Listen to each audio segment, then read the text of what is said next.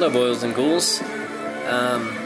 Today I'm gonna sit down and tell all of you horror fiction lovers, vampire fans, Count Chocula cereal eaters about an awesome new vampire novel that has just been released called The Fall by Guillermo Del Toro and Chuck Hogan.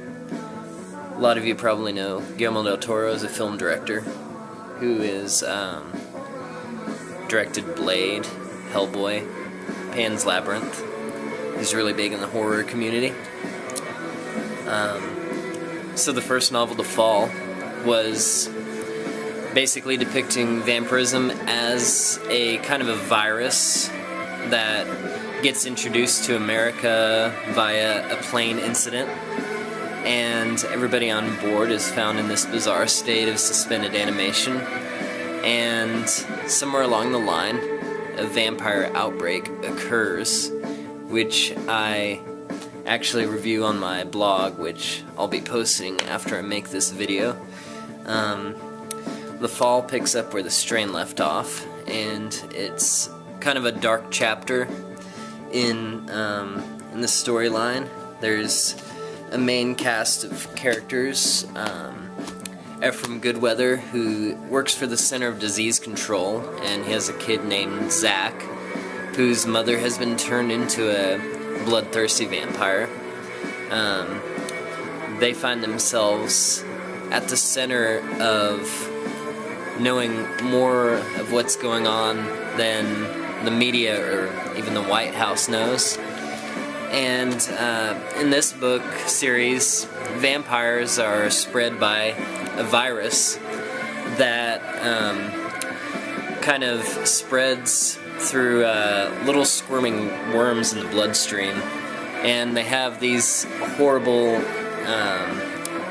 tongue things that lash out from their mouths that serve to collect the blood. More or less, they're like bloodthirsty predators, and not Twilight vampires in the very least. Now, there's a lot of crossover potential with this novel. It's got a lot of elements of a thriller, and it's got a lot of traditional vampire lore. There's a master vampire who is orchestrating all of this, and he's kind of an infinite intelligence, and he communicates telepathically with all of those that he's turned.